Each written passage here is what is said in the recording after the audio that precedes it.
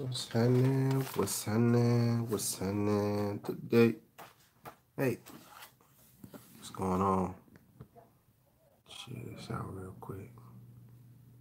Hold on 1 second. There we go. Peace, peace, peace, peace, peace. We're gonna get started in a second. Yeah.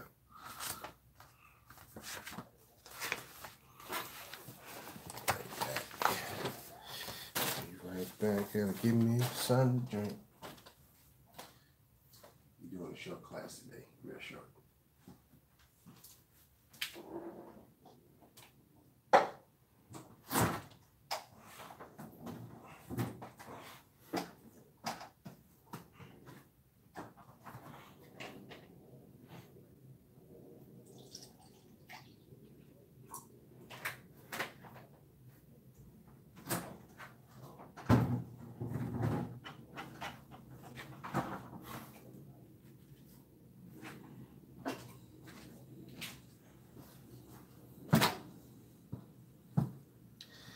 Peace, peace, peace, peace, peace.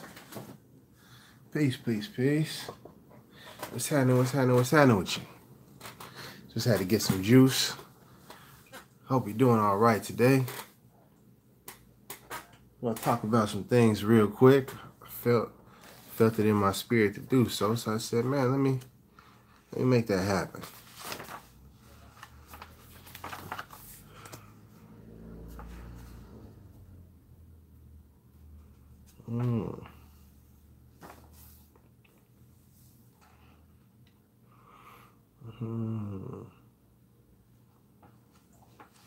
Peace, peace, peace, peace, peace. We're gonna get started in a second. I'm just trying to find where I wanted to read from.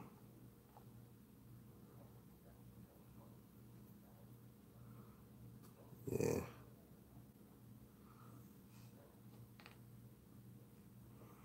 I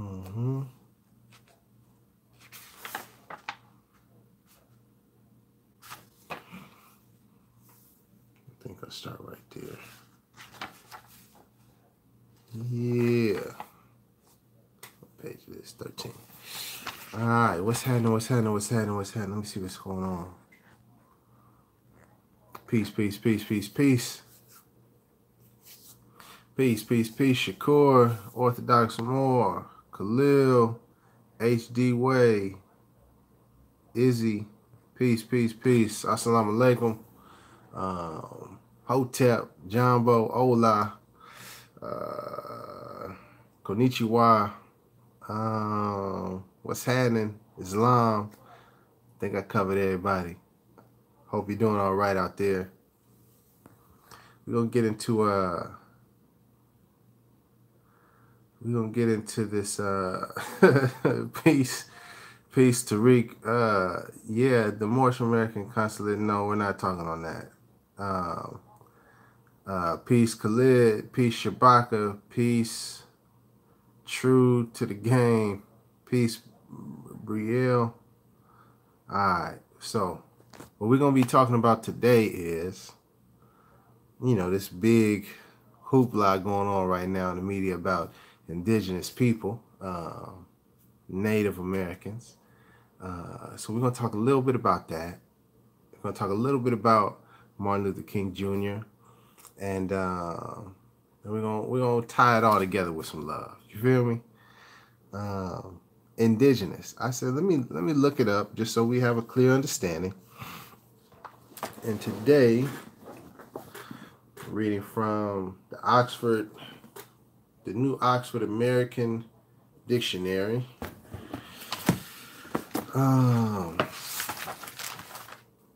2001 edition. Yeah, 2001. Indigenous is on page A65. Originating or occurring naturally in a particular place, native, as in the indigenous peoples of Siberia.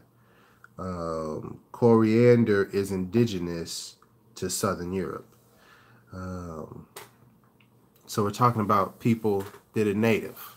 So when you hear indigenous, people are indigenous, the indigenous Americans, you're talking about people that are native, that they come from that place, that land.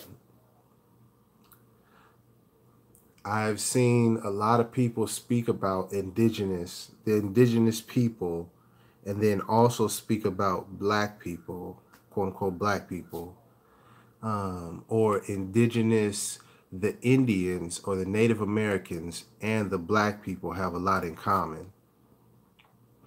And I think that's a big misconception to believe that we are a different people. Um, you know, I think what we have to first understand is that we're not separate groups of people. I think that is the biggest issue that we are struggling with comprehending or really taking in, is that we think, oh, there's some Native Americans or Indian people, and then there's the black people, and then there's the brown people, and then there's the yellow people, and all of these people have been oppressed by the white people. Um, it's not the case. We're one people. We have different families or nations. Um, then if you get a little bit deeper into that, you have different different tribes within the nation, other families within the nation. But understand that those separating names, those dividing country names and flags, those are superficial ultimately, because ultimately we're all the same people. So I think first we got to really get that understood. Beyond that, what we have to understand as so-called black people is that we are trying to look and find, well, where exactly did we come from first, and where is that location, so we can say, hey, we came from here. And what this information about us being Moors is showing us is that we've been here for a long, long time. In fact, it teaches us that time never was when man was not. So we've been here since the beginning of time. Ever since time was, man was. So, but see, that concept is that's a lot for some people to understand. Is, well, what do you mean? We just been around? Yeah, we just been around. Well, am I gonna explain it right? No, I'm not. No, I'm not gonna explain it, because I don't have a book that shows us the history of 5 billion years. Okay, I don't got it with me. I'm sorry, but you should go study and look it up. But my point is, I'm joking, but I'm serious.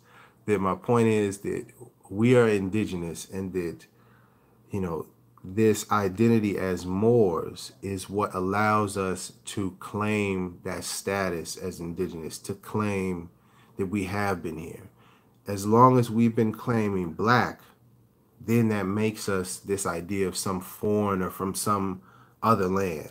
You know what I mean? And we just came here. No, I mean, it's so deep that because we don't even realize that this is all one landmass. You know what I mean? And that we think that the Americas is separated from Africa, which is separated from Asia. But if you actually, if you study the map, you see that Africa is not separated by Asia. That if you look at where Egypt is, you can literally go right on through Egypt, go through the quote-unquote Middle East, and make your way right on up into Asia. And from Asia, you can slide yourself over to Europe, and it's not a separated landmass. And then once you do enough studying and you look up things called Pangea, you understand that at one point this whole globe was one big landmass. And so for me, it makes a lot of sense that when it was one landmass, we were all over. And then at a time, it broke apart and we got separated. But that doesn't mean that people that got separated, if I was chilling in Africa and my cousin was chilling on this part, they got broken off and slid over here, that doesn't make them not my cousin. That doesn't make us not family. It'd be no different if, the quote unquote United States of America, if North America got split from, a terrible earthquake. That doesn't mean the people in Harlem are not my cousins anymore just because they moved over there before the split. It's the same thing. It's just on a much larger scale, and due to our miseducation, we really struggle with grasping that concept that we're actually all connected, that we are all family, even if it's you know the distance, or we have been separated for thousands of years. It doesn't change that we're still family, ultimately. But I wanted to say all of that because I think it's important that we recognize the power that comes with us claiming to be indigenous. Right now it's being used. It's being framed in a particular way that makes us believe that indigenous only applies to quote unquote Native American people, and that's being done because of the power and the abilities, or the benefits, or the rights that you're afforded as indigenous. And if you look into the news, it's not being talked about much, but the US is trying to withdraw, basically get out of the United Nations. And I believe that's in part because so-called black people are waking up. And when we identify ourselves as Moorish Americans, now we can identify ourselves as indigenous. And now that puts some obligations on the United States to protect our rights as indigenous people. You don't have that same obligation for black people, for quote unquote black people, when you have that status. And I would go beyond you just listening to me and believing me when I'm saying this. I would ask you to look up the rights, the Declaration on the Rights of Indigenous People for the United Nations, and read it for yourself. Literally read the different acts and realize that if I identify as Moorish, this applies to me. These are rights that I have as indigenous. You will see in 2009, Barack Obama, acknowledging, the Declaration of the Rights of Indigenous People, and that's when he agreed to sign on as the United States. One of the, earlier things that he did in his 2 terms of president, his first term of presidency, is got right to that Declaration of Rights of Indigenous People. And you have to ask yourself, why is that? Why did he do that so quickly? Why was that almost one of the first things up on his agenda? And then think about why if you hadn't heard about it, why you didn't hear about it. Think about that.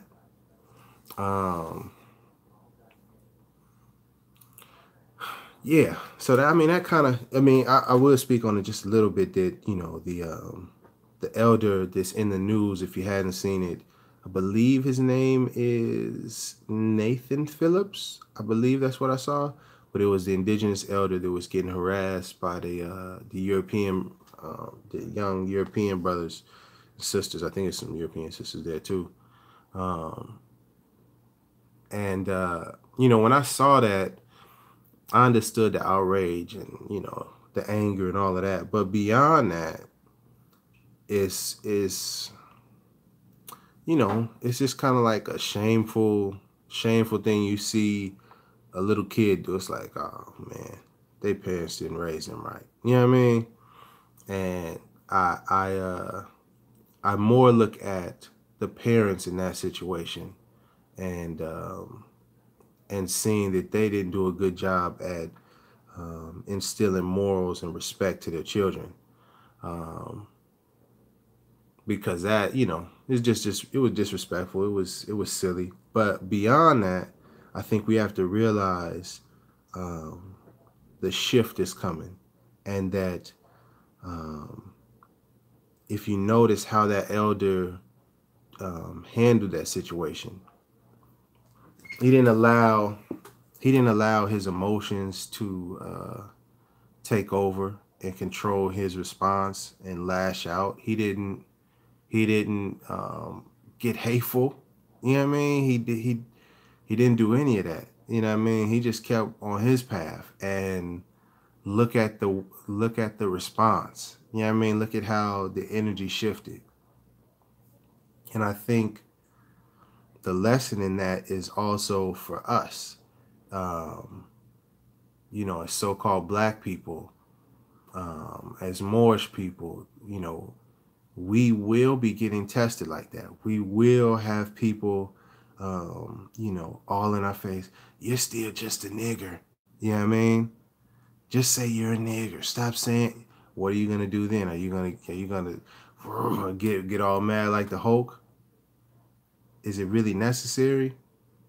Because if you just take a moment to breathe and think about that situation, you realize that person is so ignorant that, you know, and desperate, that that's what they gotta resort to.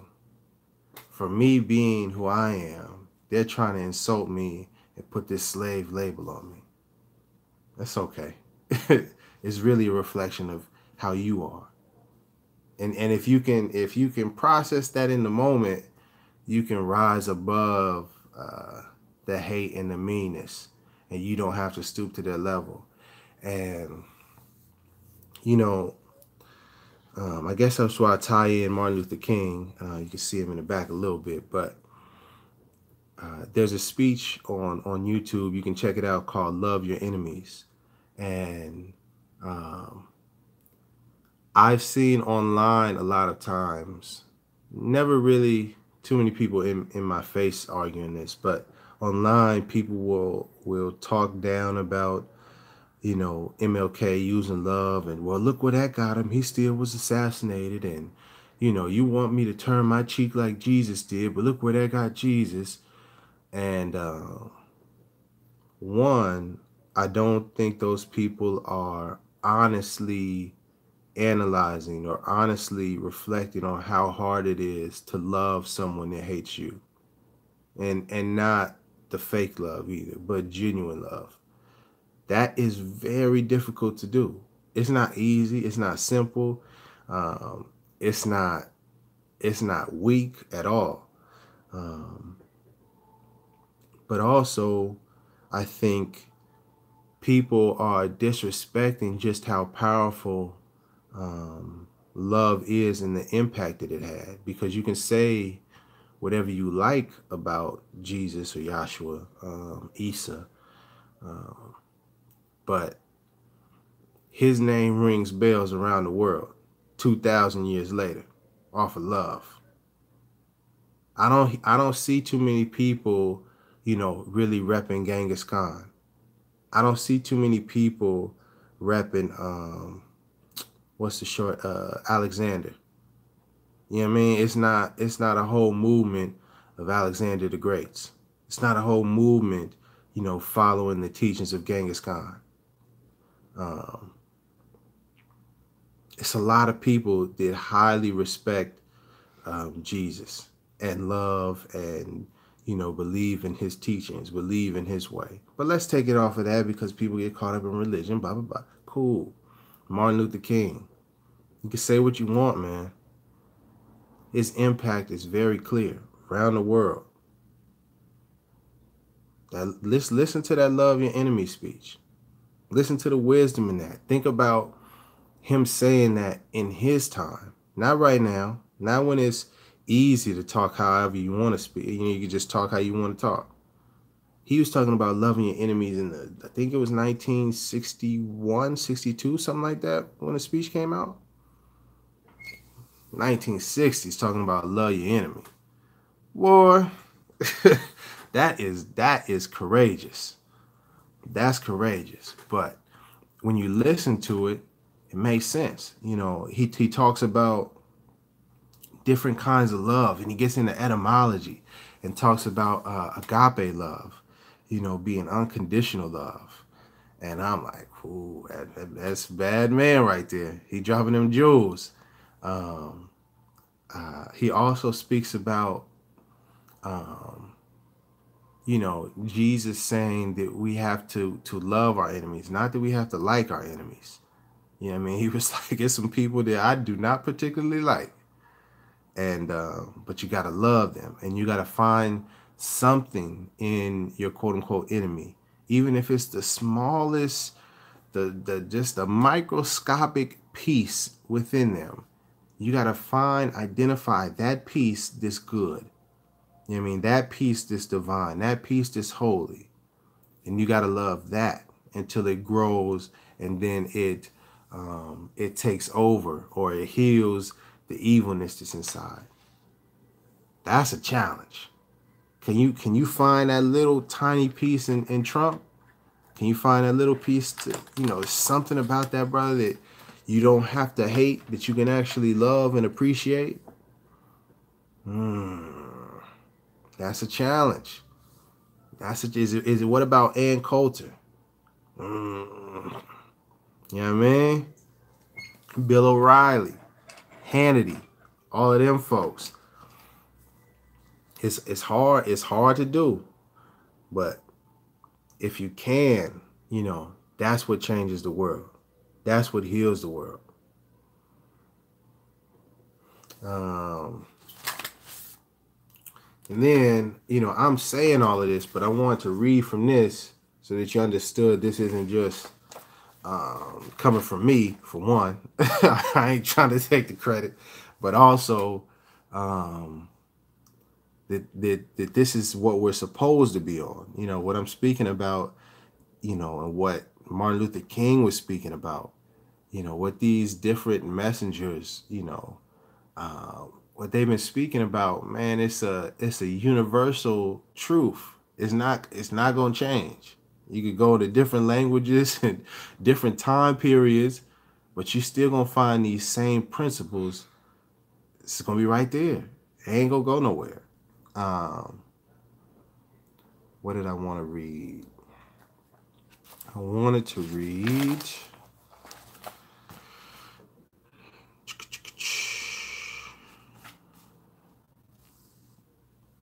Okay, yeah, I want to read this part.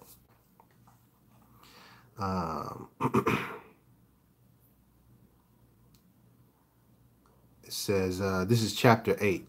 Jesus reveals to the people their sinful ways. Allah lives not in the noise of tongues. There is no way to him from any idol shrine. Allah's meeting place with man is in the... Oh, snap. That's deep. That's deep. I'm sorry. What just hit me, because I was thinking about how in the previous chapter it talks about, you know, Jesus being a manifestation of love, and and John, you know, being a manifestation of purity, and that love is the savior, and will sit on the throne, but love can't take its proper place until purity is made the way. And then I was thinking about just now, it says Allah's meeting place with man is in the heart. And I was thinking, man, you can't really meet the Creator, you can't really meet Allah in your heart if it's not pure. If it's filled with hate and anger and all that toxicity, you're not gonna meet Allah there. You gotta clean that out first. You know what I mean? You gotta make it clean so that you can really see. Oh, I'm sorry, I got carried away. Allah's meeting place with man is in the heart, and in a still small voice he speaks, and he who hears is still. And all the people said, teach us to know the Holy One who speaks within the heart, Allah of the still small voice. And Jesus said, the holy breath cannot be seen with mortal eyes, nor can men see the spirit of the Holy One. But in their image man was made, and he who looks into the face of man looks at the image of Allah who speaks within. And when man honors man, he honors Allah. And what man does for man, he does for Allah. And you must bear in mind that when man harms in thought, word, or deed another man, he does wrong to Allah. So if you were to serve Allah, who speaks within the heart, just serve your near of kin, those who are no kin, the stranger at your gates, and the foe that seeks to do you harm. So you got to serve, if you want to serve our Creator, you got to serve your near kin, those that are not kin, those that are strangers, and your enemies. Basically, everybody, humanity. Because what you do for man, what you do for the next human being, you do for Allah. Man, come on, man. Come on, man. Assist the poor, help the weak, do harm to none. Come on, man. What was the other thing I wanted to read, man? This is deep, man.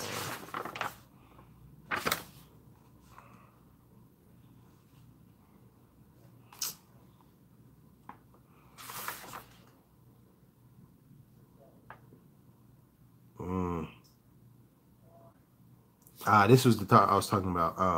The only devil from which man must be redeemed is self, the lower self. If man would find his devil, he must look within. His name is self. If man would find his savior, he must look within.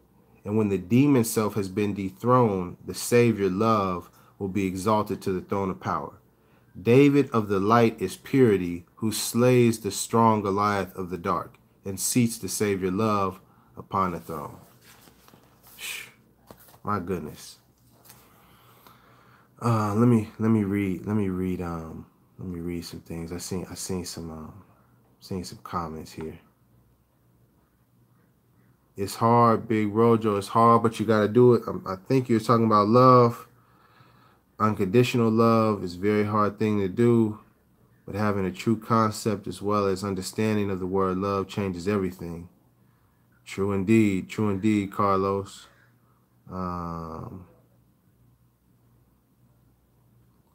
Apple saucing. I just love when I get to catch these convos. I appreciate it, man. I love y'all being here. Love everybody watching. You gotta spread that love. You know what I mean? Don't be stingy with the love. Spread that.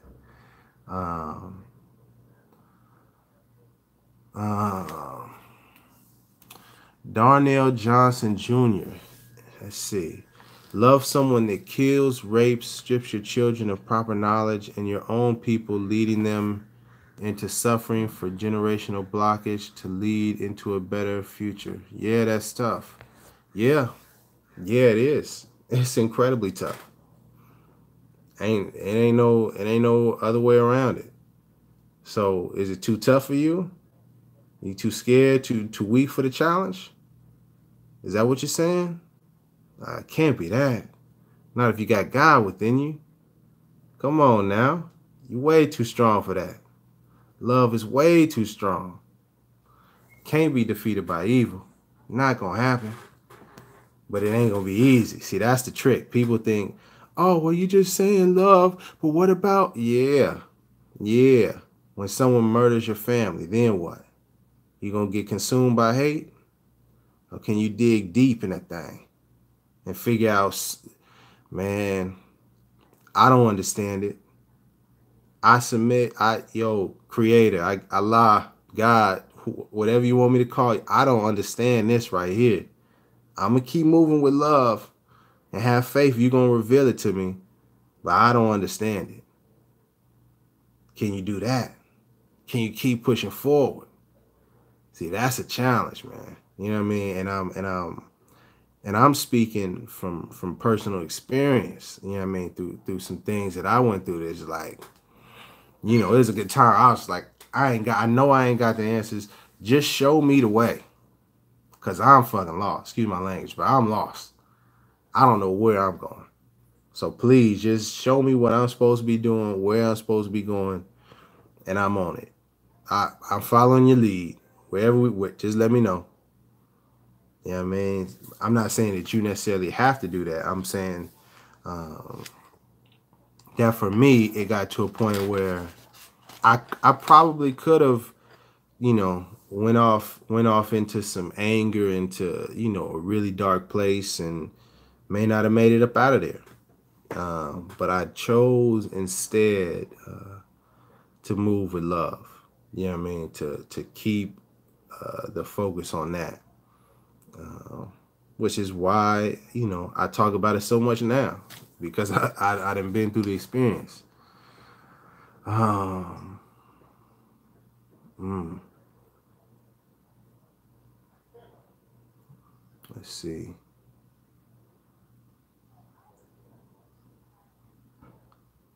I got. Are you talking to me, Brielle? You got 5 for me on payday. I'm not sure if you're talking to me or you talking to somebody in the chat. Um, People are people. It's the mindset that makes the difference. Shabaka, I agree. We're at war, so choose your weapons and tactics wisely. Who are we at war with? Who is the we, and who are we at war with?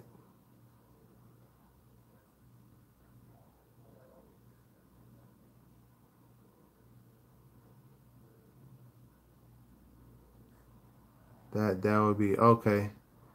You mean like, oh, okay, Brielle. Yes. We're supposed to love. Well, I don't exactly know what Trayvon Martin's family did, or Kanika Jenkins' family did, or Therese mom, Tamir Rice's mom.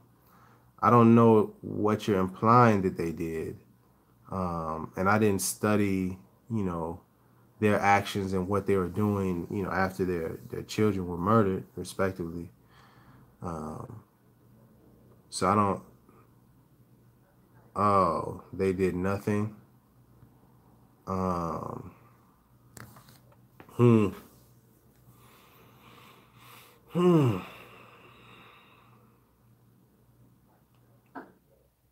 Yeah. Wow. That's that's beautiful. Trayvon Martin's family prayed and forgave. I think that's beautiful. I think that's powerful. Um, I think that speaks to their soul. You know what I mean, and where they are in terms of being woke, in terms of being conscious. Um, the Inquisition never end. We stop fighting back. Mm. Um, well, well, this is getting off into a very interesting discussion.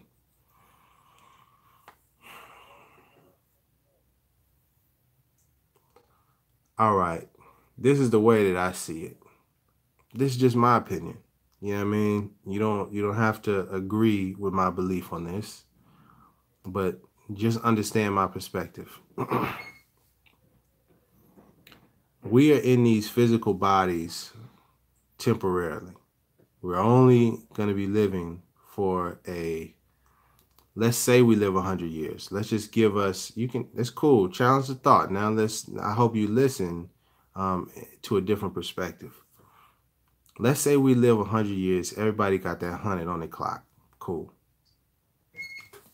The 100 years that we live on this earth, let's say you get the guns and you get the knives and you get the top flight security system and you protect your life as best as you can, and somebody is trying to break into your home. They try to kidnap your family, and now you go on a rage and you kill that whole team. 10 people came to kidnap your family. I don't know why, but this is what happened.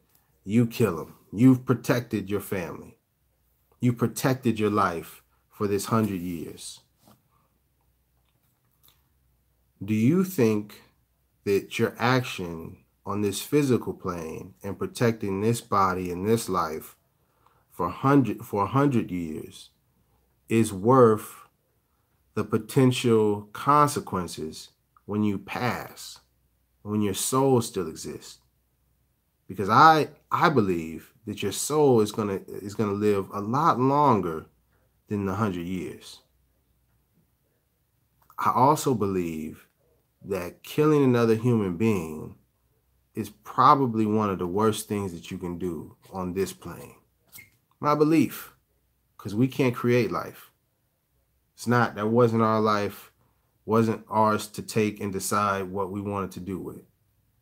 So to take that, it's a very dangerous thing. And I feel that when you pass, our creator is going to look and say, you didn't have to do that. What you did was wrong. And you're going to say, but. They were trying to, see, that's their actions. They're wrong, but you killing them is wrong also. And we try to rationalize and justify it as human beings and say, but they was trying to take my property. Really? Was that really worth their life? Well, they was trying to harm, I hear you, but did you have to kill them? Is murder the only option? Oh, but I was just defending. You see, all them excuses, you can say it all you want. Just tell it to the creator when it's that time. Me personally, I want to avoid even getting into that area. I don't want even us want us building this hypothetical. So what if they're how about let's just love? How about let's settle our differences and figure out why people seem to have this hate before it ever gets there? And if it's that much of a problem, I'll just move. The earth is big enough. I don't have to stay in this one.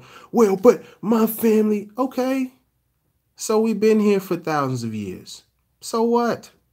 Move along. It's a big enough earth that we could live somewhere else for 100 years. We're not going to be here forever anyway. That's my opinion, my belief on it. Now, when people say, yeah, but they done so much to this, and where's the justice? Hey, man, this is not my call. I know I'm not the one that's supposed to be judging people. I'm gonna leave that to the person, the entity, Allah, our creator. Allah can judge. What I'm gonna work on is getting my karma credit score up. You know what I mean? To that 700. I'm working on my karma credit score. I'm working on my good deeds and trying to put more debit. You know what I mean? I think of it like an account at a bank. You know what I'm saying? Your good deeds and your bad deeds or whatever's in an account. When you're doing some good, it's like depositing some money in the account. When you're doing some bad, it's like taking a whole lot of money up out that account. And I don't want to get no overdraft fees. Okay? I don't want them overdraft fees be killing you. I don't want none of that. I don't want to be with a zero balance. You know what I mean? With 23 cents in the bank when it's time. God's like, hey man, so you know what I mean about that credit score, bruh. It's looking kind of ugly, man. You know what I mean? You ain't gonna get no access to the VIP section. You know what I mean? I'm sorry.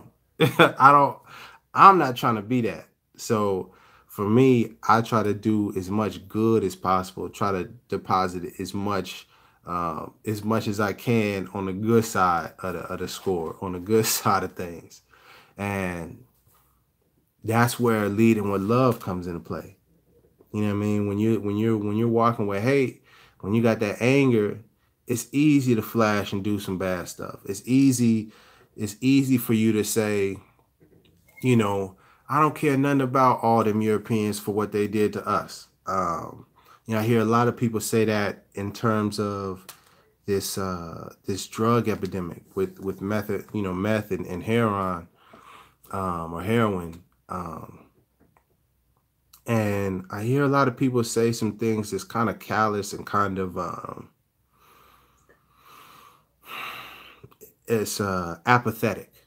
It's apathetic to European people specifically, saying You know, where was all this care when we was getting, messed up by the drugs, and that ain't our problem. They need to deal with it on their own. And it's like, man, that's wrong. Excuse me. That's just not right.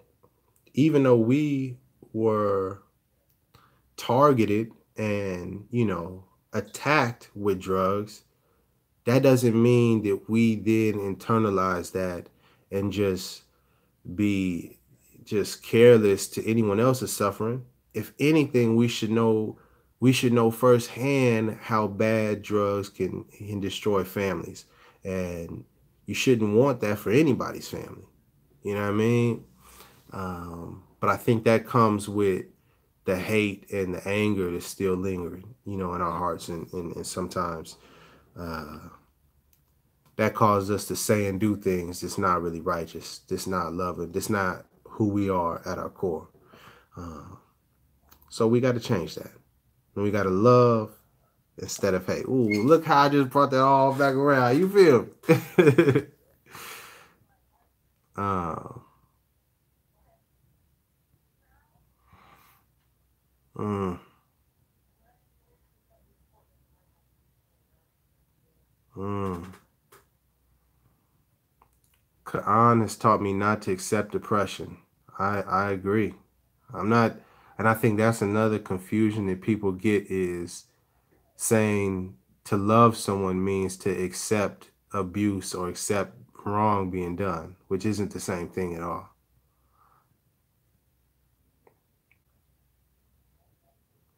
Hmm. Fighting without fighting. Hmm. That's a deep concept. A lot of people ain't ready for that one. How can you fight without fighting?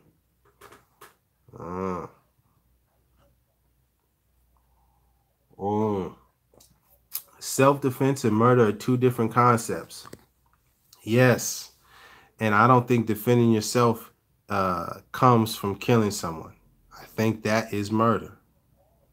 You don't have to defend yourself. I think it's very important that we understand who and what the self truly is. I don't think that you have to kill anyone to defend yourself. Gotta think about that long and hard. What is self? What are you really defending? Are you defending your body, or are you defending yourself? Think about that one, because that's not the same.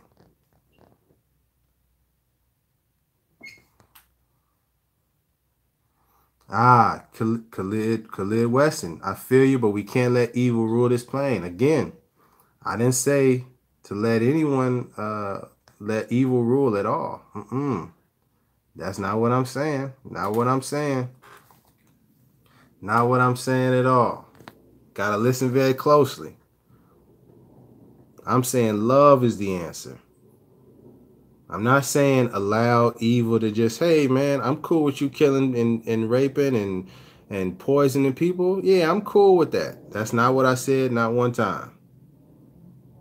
I'm saying that killing someone isn't defending yourself. That's not self-defense. Because when you harm another, you harm Allah. That cannot be defending yourself, harming the person that created you. That doesn't make sense to me. Mm-mm. Mm-mm. So it's a movie called Hero with Jet Li, I believe. No, well, yeah, it is a movie called Hero with Jet Li, but I think the movie I'm thinking about is oh man, I don't remember it right now, but it's a movie. It's a martial arts movie, and it's either with Jet Li or Jackie Chan, I believe. I gotta do some research now, find it, and I'll tell you guys next time. But in the movie, it talks about being a hero, and that if some people, if you have to kill people in order to save people, you're not truly a hero. And I was like, ooh, that's a good one. Because now it really forces and challenges you. How can I be a hero without having to kill other people? Naruto was dealing with that same issue. And you know, what he did, Naruto did take out some folks.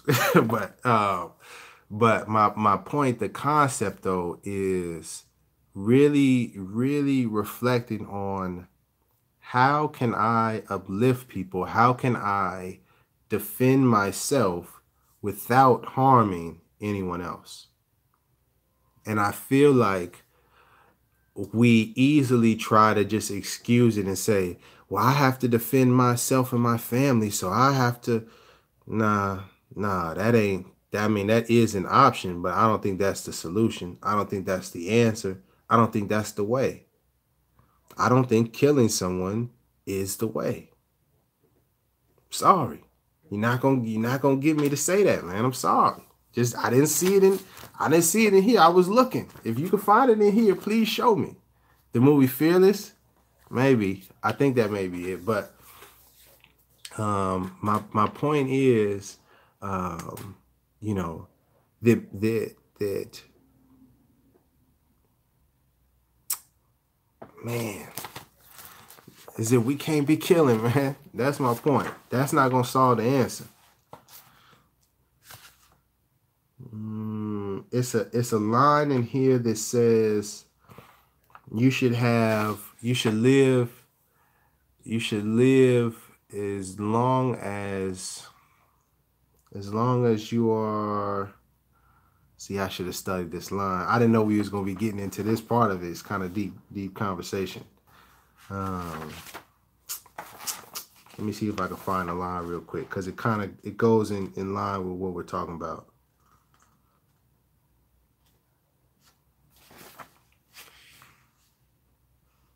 Live as long as you shall, something like that. Come on, baby. I know that I had it.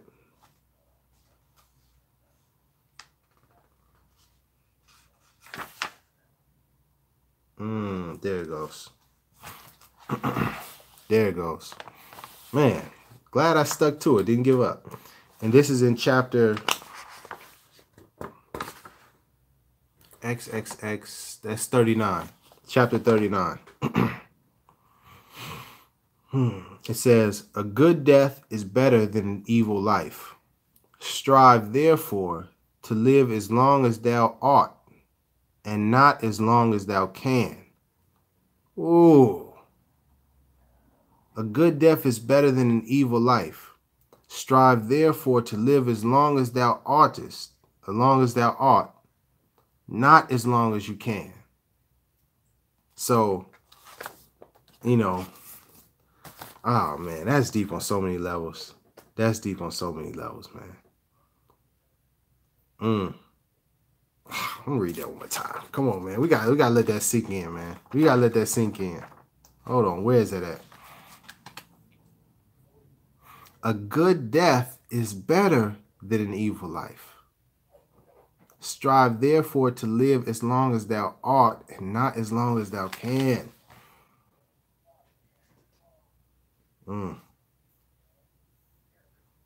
Complain not with the fool of the shortness of thy time.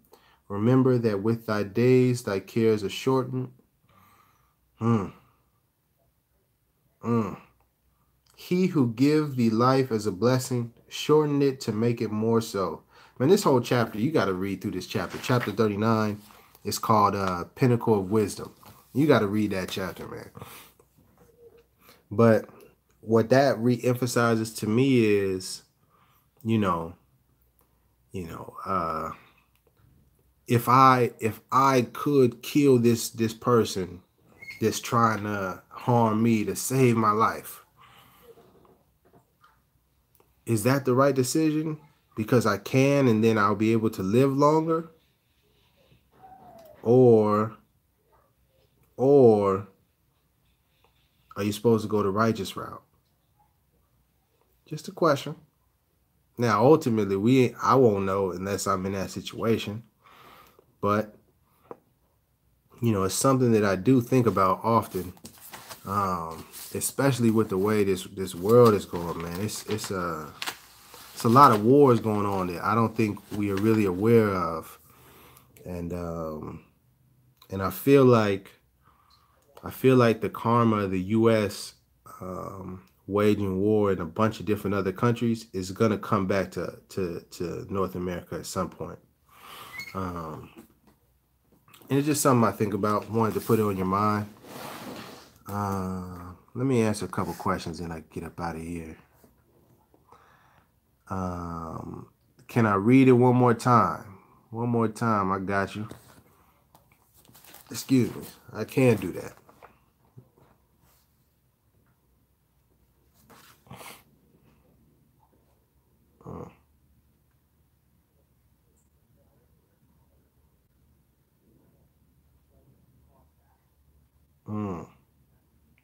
Sorry, I got caught up in this chapter called Justice.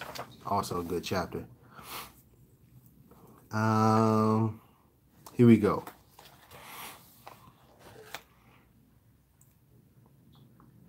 A good death is better than an evil life.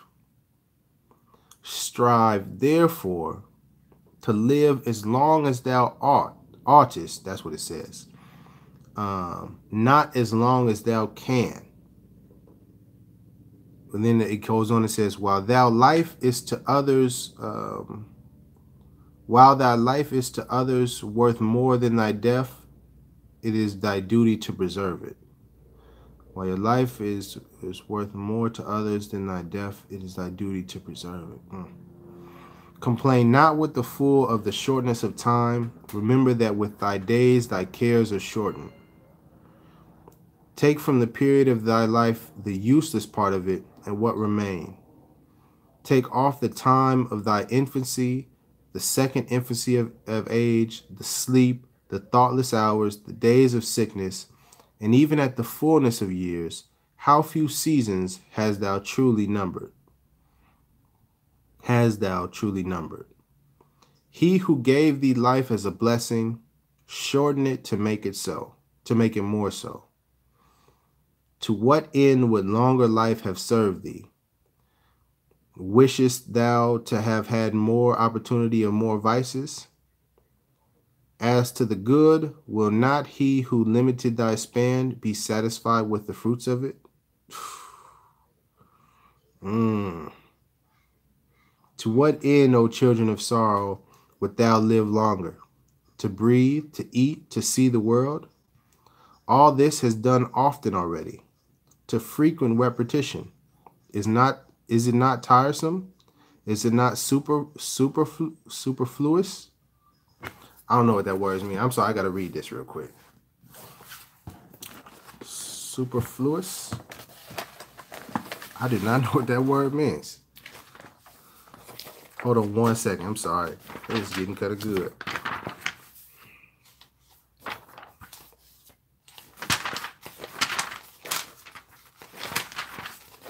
This is keeping it real around me.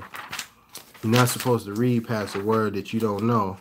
And evidently, I done read past that word quite a few times.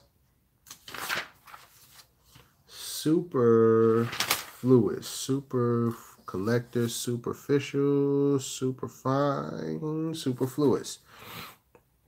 Oh, unnecessary. Through being more than enough. Okay. There you go. Superfluous. So it says, okay. Okay, got it. Children of sorrow, would thou live longer, to breathe, to eat, to see the world? All this you've done already, to frequent repetition. Is it not tiresome? Is it not unnecessary? Okay, why did you just say unnecessary, player? Man, got me all confused. All right.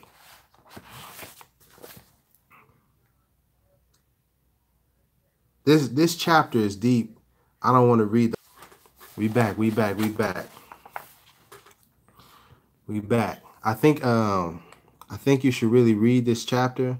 It's really deep because it speaks about this idea of us having a long life, and then when you really break it down and you chop off the time we have sleep, the time we're up, just daydreaming, the time, just all the unnecessary time in the old age, time in the infancy when we're babies and we really don't know much. When you get to the nitty gritty, it's not much time that we have on this earth. You know what I mean? So, and it's deep because it says, our creator limited our time on purpose. So I'm going to be, our creator understands that and will be satisfied if we use our time and do what we're supposed to do while we're here. And I just think that we're not here to kill each other. It's really that simple, man. I don't think we're here to kill each other. And I think when we do that, it's a huge problem. You know what I mean? And it works against us.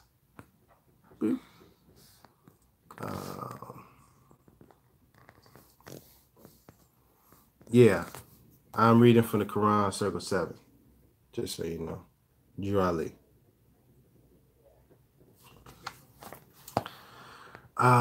Yeah, that's a good point. Why we need our own community. I was just talking about. I was with my partner Anshel, and we were in Chinatown in Frisco. Yeah, San Francisco yesterday, and I was just really. I was really happy being there, and I was just observing the people and the architecture and imagining what it would be like if we had our own Moorish community. You know what I mean? And all the buildings and all the structures had the influence of, our ancestors from the past, and it had, this African influence from different nations in Africa, but it also had a twist of hip hop in there somewhere. I was just like, man, I wonder what it would be like if, instead of Broadway Street, we had Public Enemy Lane, or, Rakim Avenue, or, Tupac Boulevard. You know what I mean? And those were our main streets. And then we had the downtown area was, with Rosa Parks Way, and we got the Martin Luther Kings, but we gotta have an El Haj Malik. You know what I mean? We gotta have that somewhere in that thing. And I was imagining what our community would be like, and I think that's necessary. I think that is a big part of why we don't. Man, I just think that's a big part of many issues that we have, and will be a great solution. That could be a place where we could go, where we could send our youth, send our children, they could go to our community, you know what I mean, and feel safe, because it will be protected. It would be, we would take more pride in our own space. You know what I mean? We wouldn't do some of the things that we do in other areas with other things, or with the conditions that we live now in the quote unquote ghettos or the hood. And our neighborhoods are, the semblance of what seems to be sort of our community, but it's not really, because we don't really own it. We don't take care of it much. You know what I mean? We don't treat it with the most respect, and that's because we don't see ourselves in it. And I think that's the key. You know what I mean? We got to see ourselves in it to really make it beautiful.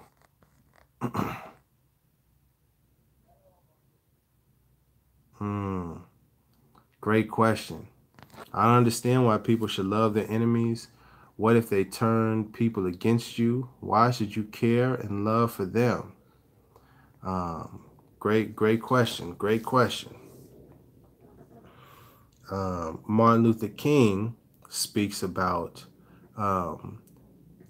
hating the act, or, having a dislike towards the actions of what someone is doing, but not hating the person.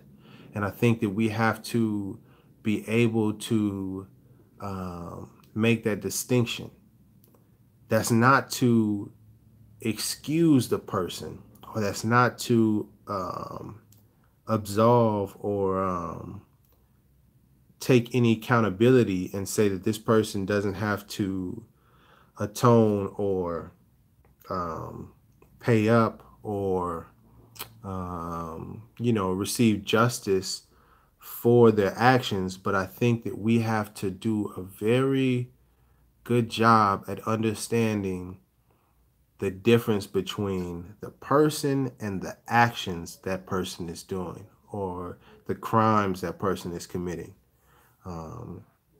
Because oftentimes we take the energy and the disdain and the anger that we have towards the action and put it all on the person.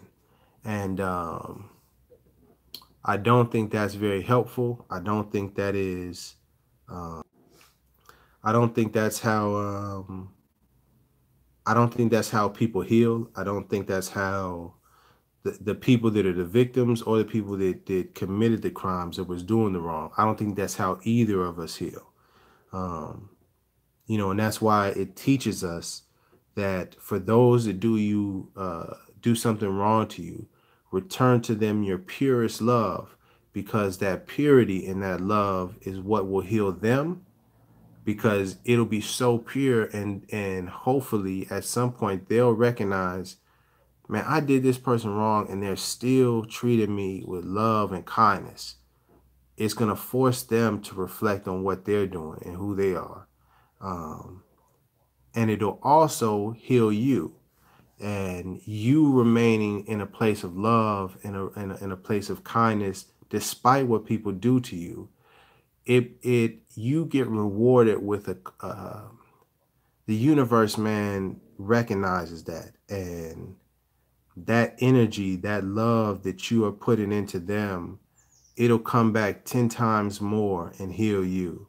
And that's something that's difficult to show you with evidence, but it is real in the sense that I know it, from my own experiences to be true. And I've seen it happen. But that's where you got to have faith. You know what I mean? And that's where you're not going to be able to see the calculation and see if it works before you do it. You have to really just do it and trust and know that that's what's going to happen, that this is the way that I'm supposed to be walking. And then you'll see the magic happen. You know what I mean? But yes, it's a win-win situation.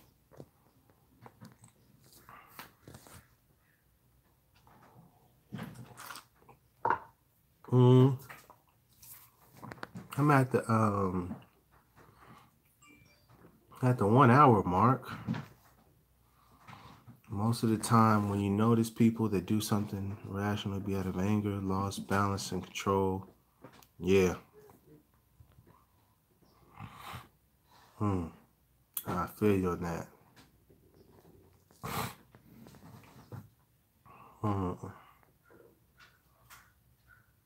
Yeah. Any more questions before I close out? Amir Yahami Bey. Excuse me if I mispronounced that. The first principle conquers all. Love conquers all, man.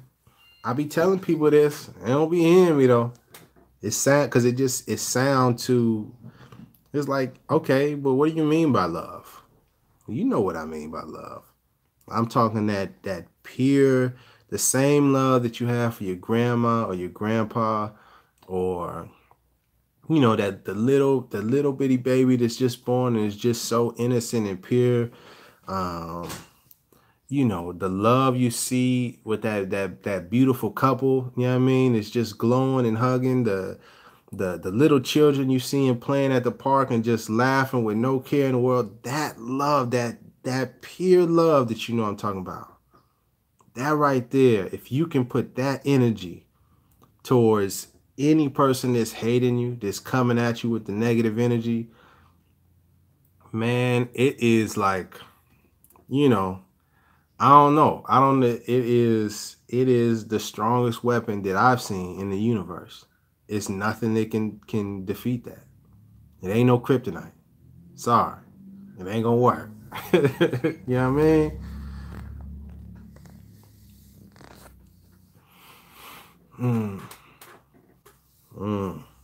You know, and I would change that. I heal the killing with kindness. I would say let's heal them with kindness. Let's not kill. Let's heal. You feel me?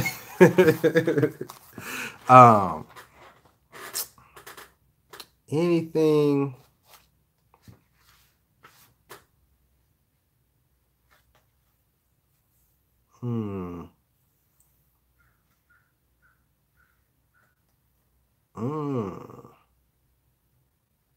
That's deep. I ain't gonna read that one. But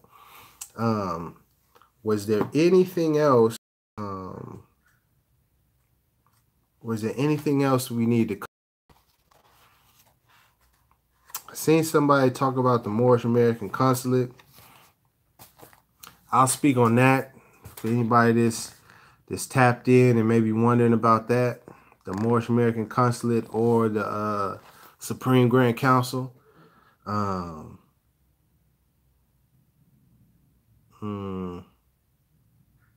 Something, yeah, I'll get to that. I'll close with that for sure. But let me just say this, that I want people to use their intellect and just use some common sense.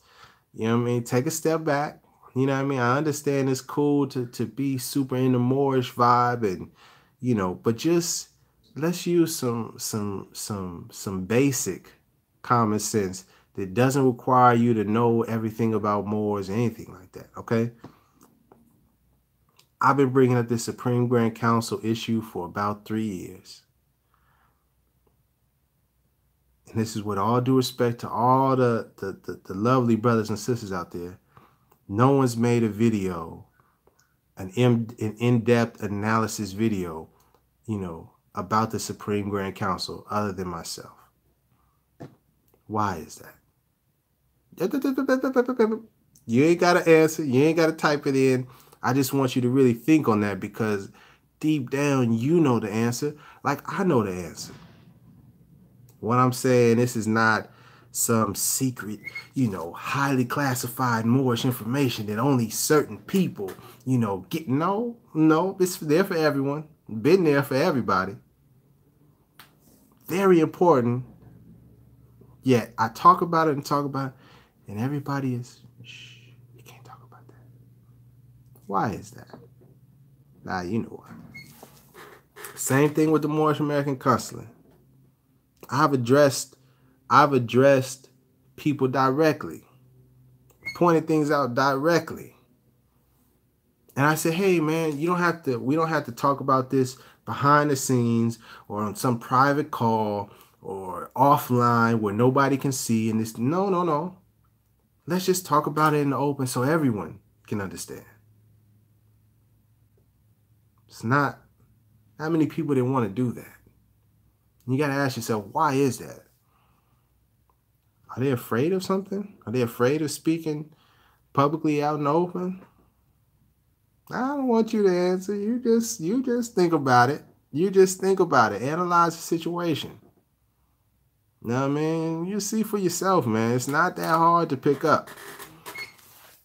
And I also understand that some people don't really like that about me. Some people don't like the fact that I'm willing to put myself out there. I'm willing to say, hey, man, we messed up. We haven't been doing what we supposed to be doing. As leaders, as people that know this information, we haven't been doing what we are supposed to. Forget everyone else. Us. We need to take ownership. We need to uplift and do more before we start talking about anybody else. People don't like that. It's easy to blame other people. It's hard to really look at yourself and say, I need to do better. And so, you know, some people have been attacking me. Some people have been trying to ignore what I'm saying, dismiss what I'm saying. You know what I mean? But that's okay. Because we gotta give them that love anyway. You know what I mean? The ones that do you wrong. It's okay. Still love. Because at the end of the day, we all got to own up for our own actions. I got plenty of stuff I got to own up to. Other people too. Just saying. With that, let me read something. Let me read something from here. read something and we're going to close it out, man.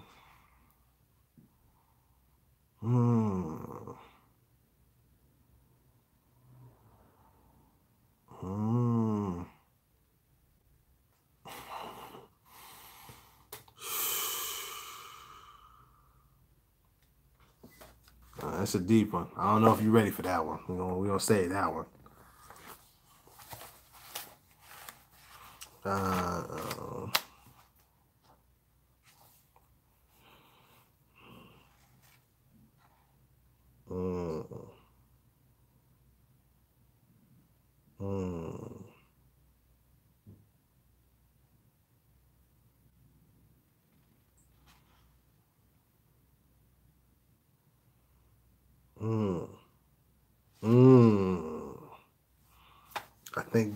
I think we done found a chapter to close out with. Let me see. Any last questions? Have I heard of people in Folks Nation? Nah. I don't think so. What is that? Talking about like folks from Chicago, folks, or something else? Oh, nah. If it's a YouTube, I haven't seen that channel. Check it out though. Moorish American Nationals Hub. How do you think we can get through to the different sects and ways of the Moors who are in the movement? I noticed that certain groups in this movement are set in their ways and seem to not want unity. Gotcha. It's a great question. The only answer that I've been able to come up with is that we have to focus our attention back to what Noble Drew Ali said, because that is an authority, a voice and figure that people can't ignore. That when you put that on the scale, or that you put that up against whatever anyone else is saying, then it forces people to say, yeah, I'm doing things my own way. I heard what Drew Ali is doing, but this is what I'm doing. You know, and once you can get to that point, then the people can see for themselves, well, do I want to follow what this person is saying or what Noble Drew Ali said? And if they want to follow what that person or that group of people are saying, that's on them. Can't force anybody. You know what I mean? Word to what Drew Ali said. I'll lead people up. You know what I mean? And they'll be right there and turn back around. You know what I mean? It was people that was doubting him, that he was a prophet. And he said, man, turn in your fez and your pen and go back to the state that I left you in. And that's a harsh reality, but it is a reality that, you know, you cannot force people to understand or acknowledge, you know, this path or what Drew Ali is saying. You can give them the information, but if they choose to follow something else, you know what I mean, we can't hold them to that. I think what we can do though is focus our energy back to Noble Drew Ali and what Noble Drew Ali said, move forward on that, and hold people accountable, or judging people or judging their actions by that standard. And then also to not exempt anybody, including myself. We have a tendency to overlook actions of people that we like, you know, and that's a problem. You know, all Moorish Americans, all Moorish leaders, Moorish teachers, they should be exhibiting love, truth, peace, freedom, and justice. It's just how we have to, it's the standard we have to hold ourselves to. When you're calling yourself a Moor, a Moorish American, your principles, your actions, the way you are in the world should always reflect love, truth, peace, freedom, and justice. Always. And if you're not, we have to be able to call ourselves, you know, to account for that. We have to pull our own coattail. We can't have other people saying, man, you not representing them principles that y'all always be talking. You said you're more, but the Moors I know, they're supposed to be about love, true peace, and you're not telling the truth or being loving. You don't want peace at all. You're very angry and hostile. Why are you disrespecting the church and Jesus like this, man? I thought you were supposed to be a Moor. We got to hold ourselves to accountability on that level. And that is what will attract all our people to be unified. And the people that choose not to, they will divide themselves. They will distance themselves because living up to this standard is something that they are unwilling to do. And they'll have to make the choice to not do it because everyone will be on it like that. That's how I see us unifying. Me saying that and us doing that is a lot, you know, we got a lot of work to do. But that's just my perspective.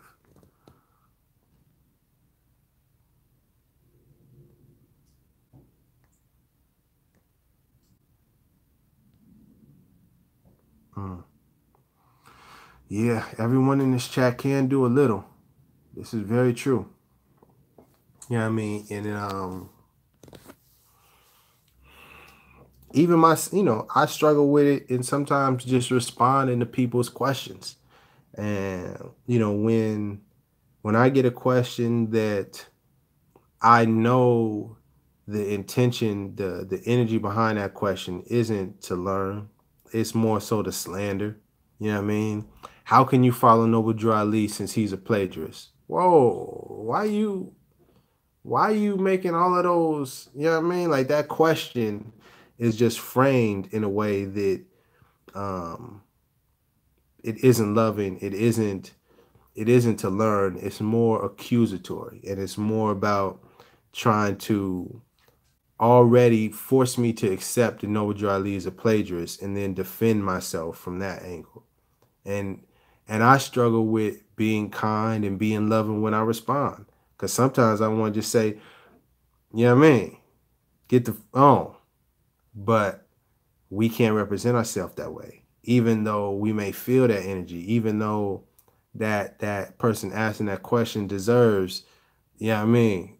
Well, they don't deserve that. That's wrong. But even though we feel like, you know, they deserve, you know, being dismissed in a way that lets them know, don't bring that nonsense around here. Even though we know that, we got to choose a higher way to respond. We got to respond with love.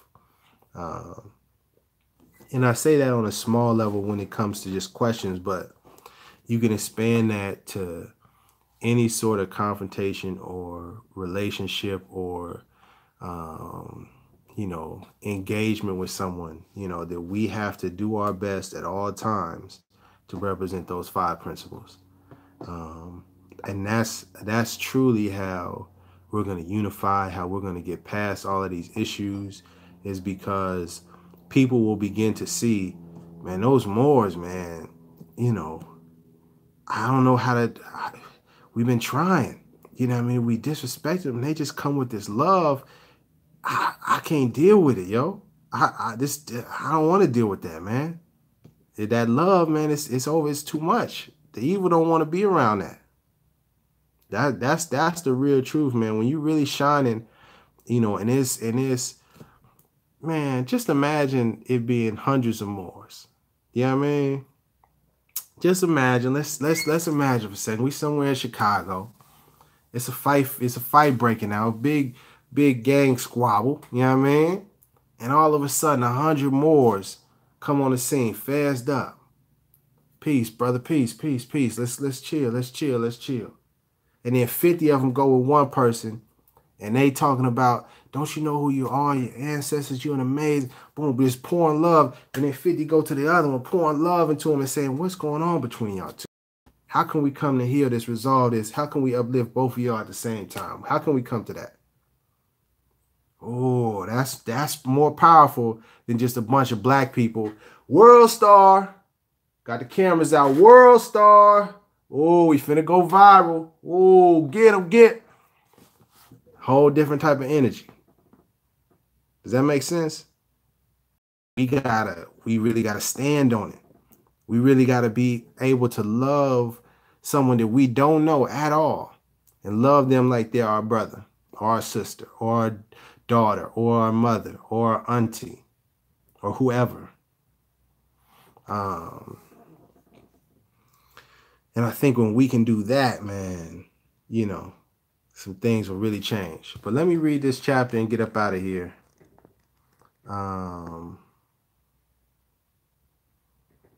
Let me read this chapter and get up out of here. I appreciate y'all tapping in with me. Yeah.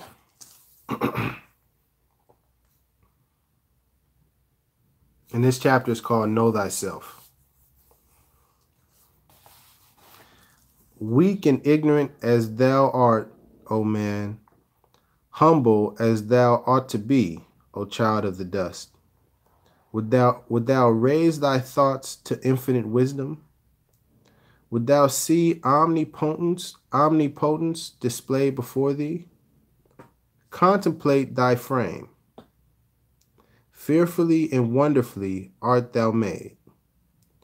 Praise therefore thy Creator with awe, and rejoice before him with reverence. Wherefore of all creatures, Wherefore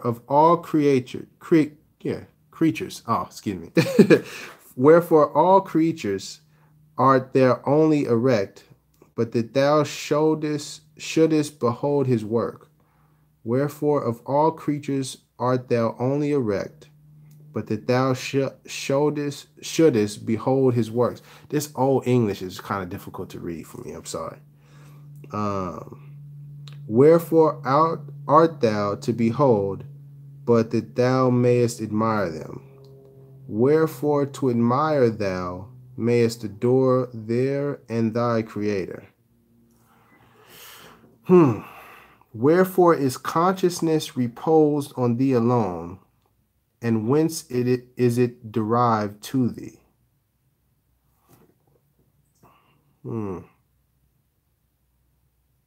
Wherefore art thou to behold, but that thou mayest admire them.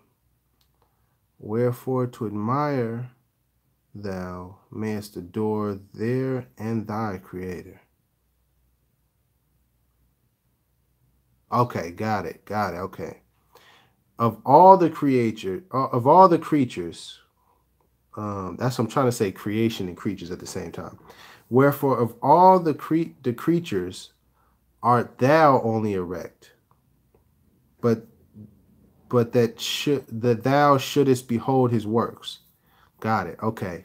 So of all the creatures, we're the only ones erect, standing up to admire the work of our Creator.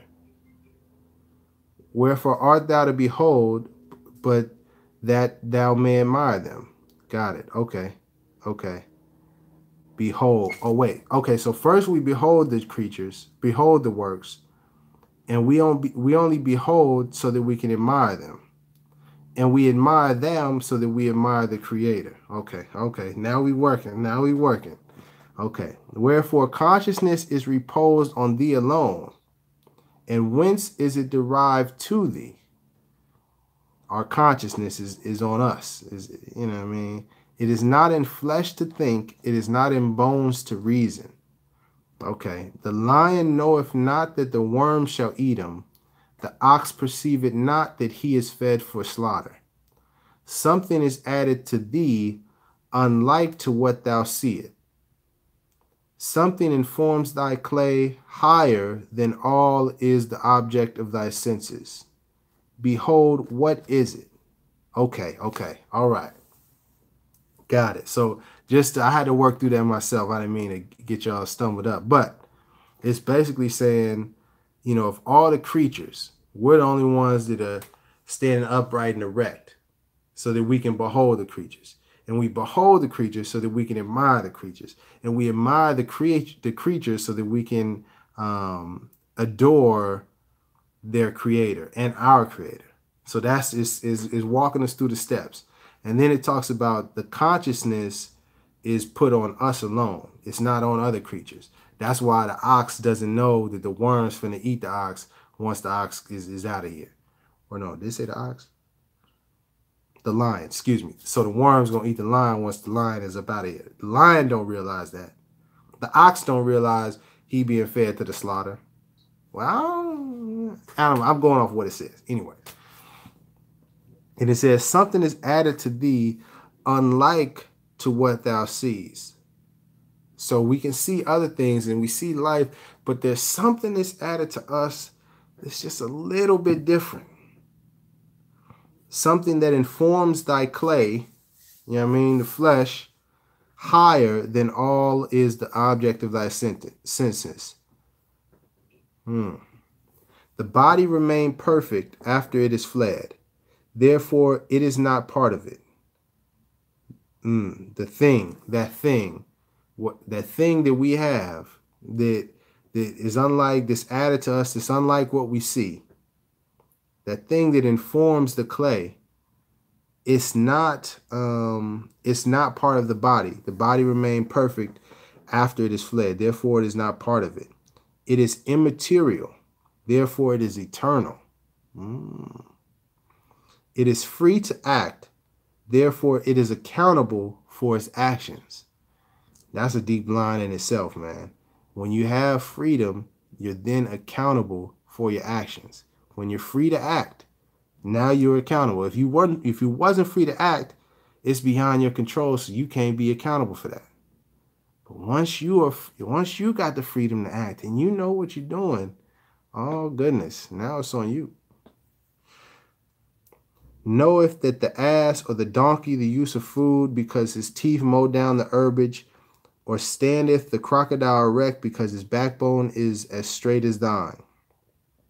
Allah formed thee as he formed these. After them all were thou created. Superiority and command were given thee over all. And in his own breath did he communicate to thee the principle of knowledge. Know thyself in the pride of his creation, the line uniting divinity and matter. Behold, a part of Allah himself is within thee. Remember thy own dignity, nor dare descend to evil or to meanness. Goodness gracious. We'll read that last line over because that's the one I was really trying to get to. Know thyself in the pride of his creation, the line uniting divinity and matter. Behold, a part of Allah himself is within thee. Remember thy own dignity, nor dare descend to evil or meanness. That's really the key, man. That's what separates us from being animals. Because we got that little piece of Allah. You know what I mean? The line that separates. We are really the connecting piece. The connecting piece between just matter and the creations in this world and the creator. We that go-between.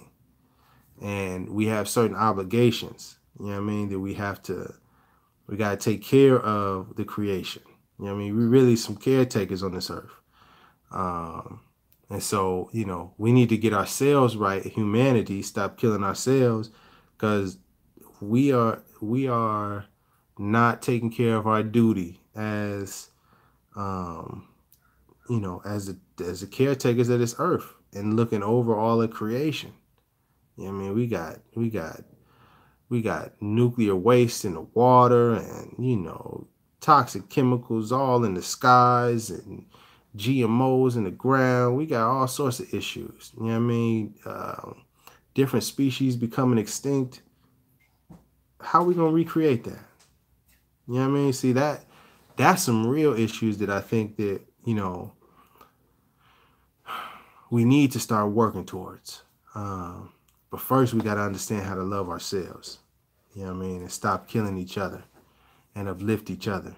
And that goes for us as so-called black people, us as, you know, black versus white people, or us as people versus people.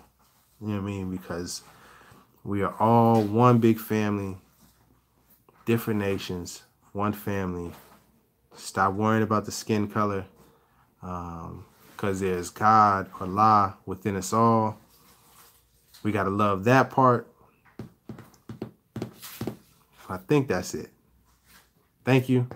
Thank you for watching. Thank you for tapping in. Man, read this information yourself. Don't just believe me. Don't just listen to me. Read this information and reflect on it, because, you know, truly, you know, this Holy Quran, the stuff that Noble Drew Ali's saying, it came from our Creator. So I think it's important that we listen to it. You know what I mean? I think that's it.